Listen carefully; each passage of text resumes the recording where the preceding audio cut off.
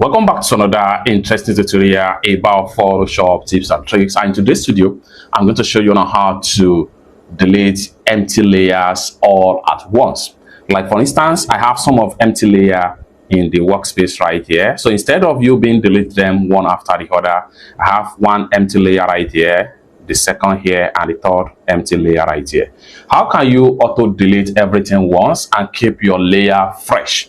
For that, you want to make sure you come to the top right here. So for that, come to the top right here, click on File, and you want to make sure you look for Script right here. Under the script, you want to make sure you look for Delete All Empty Layers. Go ahead and click on that, and boom, you have them all been deleted.